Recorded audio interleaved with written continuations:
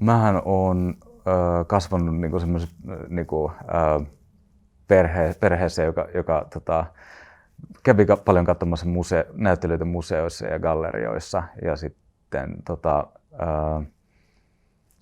mulla oli lupa piirtää paljon ja mä kävin niinku lasten ja nuorten kuvataidekoulua ala-asteen ykköseltä lukion loppuun asti.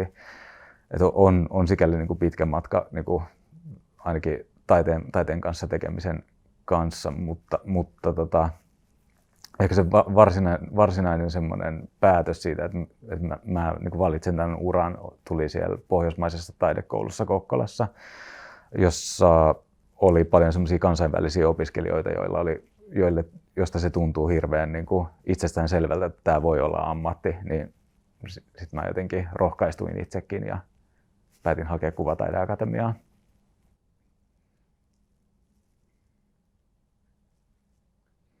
Valitsen ystäväni ja läheiseni ja itseni niihin maalauksiin toimimaan eräänlaisina hahmoina, niin tulee kyllä enimmäkseen siitä, että mä muutenkin maalaan mieluiten sellaisista asioista, jotka on mulle läheisiä ja jotka on lähellä jollain tavalla. Ystävien kasvot on tuttuja ja sitten niihin on vielä niin kuin kiinnostavaa tutustua intiimimmin silleen, niin kuin maalaamisen kautta. Ja omiin kasvoihin suhtautuu jotenkin vaan semmoisena materiaalina ehkä nykyään jotenkin häikäilemättömämmin kuin ystävien. Et ystävistä haluaa kuitenkin korostaa jotenkin heidän omia ominaisluonteen piirteitä tai löytää jotain semmoisia piirteitä niistä, mitä ei ole ehkä itse tullut alun perin ajatelleeksi. Ainahan mä en maalaa silleen kovin uskollisesti niin kuin kuitenkaan, että riippuu vähän maalauksesta, että toimiko siinä paremmin niin kuin ystävä suoraan omana itsenään vai onko se enemmänkin niin kuin hahmo, joka perustuu johonkin ystävään. Silloin mä ehkä otan enemmän vapauksia ja maalaan sen niin kuin ihmisen vähän erinäköiseksi kuin miltä hän näyttää. Maalaaminen on ehkä mulle semmoinen kauhean välillinen tekemisen tapa, että siinä mä aluksi kirjoitan ideat ylös, sitten mä luonnostelen ne ideat, jonka jälkeen mä alan ottaa näitä refekuvia niitä maalauksia varten ja sitten taas luonnostelen uudestaan kankaalle ja aloitan vasta sen jälkeen työskentely.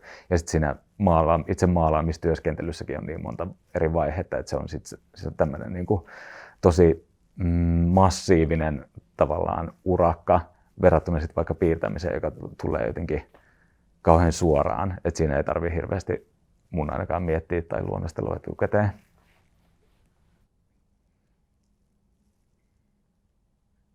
Mä niin kuin 20-vuotiaana ainakin, niin kuin varmaan moni muukin, on tehnyt semmoisia täysiä fanitusmaalauksia, että mä fanitin hirveästi Hugo Simberiä ja Kalervo Palsaa ja tykkäsin hirveästi heidän tekemisestä ja siksi mä teinkin ehkä vähän semmoisia matkiviiteoksia silloin ihan varhaisessa parikymppisyydessä. Mutta sitten ehkä niinku näin niinku 30-pisyyden niinku 30 jälkeen niin ei ole ehkä silleen sillä tavalla esikuvia, että koittaisi niinku toistaa jonkun toisen niinku ihailun taiteilijan tekemisiä, vaan enemmän niinku katsoa, että miten voi olla jotenkin dialogissa ja olla ikään kuin osa sitä yhteisöä, mitä nekin on. Mulla oli tosi hyviä opettajia siellä akatemiassa, ja josta mä voisin mainita Päivi Takalan ja Silja Rantasen ja Tarja Pitkänen Walterin työhuonekäynnit. Siellä oli oikeastaan se suola mulle niiden niinku opettajien kanssa, niinku, että kun se kuitenkin oli enemmän semmoista, että kollegiaalista keskustelua ja sitten siinä tuli semmoinen olo, että minut nähdään ja minut halutaan myös nähdä ja se tuntui tosi tärkeältä ja semmoiselta, niinku, että se perustuu kohtaamiseen jonkun arvostetun taiteilijan kanssa se työhuonekäynti, niin se tuntui ihanalta. Mutta oli siellä niinku kans muitakin tosi tärkeitä piirteitä, vaikkapa Malla Tallgrenin nämä materiaaliopit, joista on ollut ihan suunnaton apu näin niin kuin valmistumisen jälkeen, että ne muistiinpanot on edelleen tosi kovassa käytössä, jos mä vaikka maalaan ja koitan niin kuin kehittää sitä tekniikkaa eteenpäin. Mähän käytin mun opiskeluaikani niin kuin lähinnä piirtämiseen ja isokokoisiin lyijykynäteoksien tekemiseen. Vaikka mä olin maalauksen osastolla koko ajan ja välillä virittelinkin maalausta niin kuin edestakas tai jotenkin koitin kiinnittyä siihen maailmaan, mutta kuitenkin kun teen tälleen esittäviä maalauksia, niin siinä on kuitenkin semmoinen tietynlainen niin kuin häpeän kynnys tai semmoinen niin kuin se kehityskaari on jotenkin täynnä häpeää, varsinkin se alku ja sitten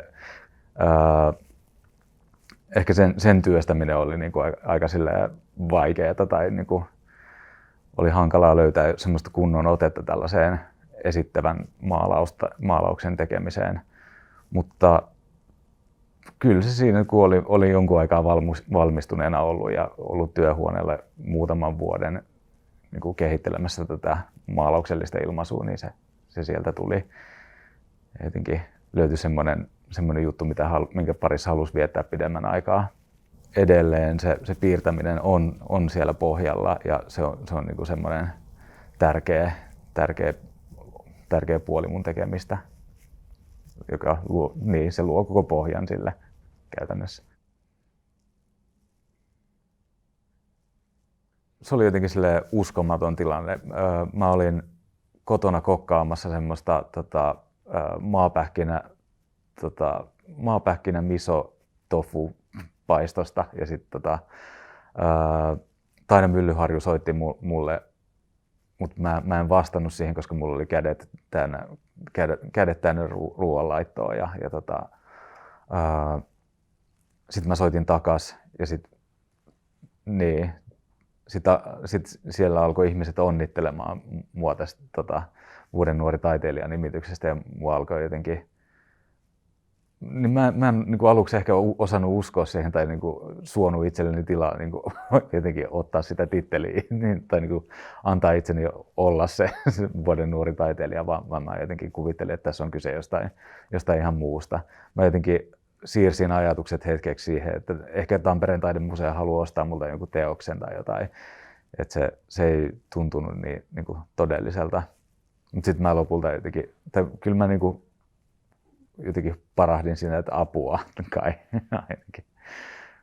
Mutta se tuntui kauhean isolta jutulta ja se on mulle niin kuin todella tärkeä asia. Ja siis tämä koko vuoden nuori taiteilija -perinnehän on täynnä tosi hienoja taiteilijoita, joita mä muutenkin arvostan hirveästi ja ihailen, niin sitten tuntuu jotenkin liikuttavalta ja isolta jutulta olla osa sitä janaa.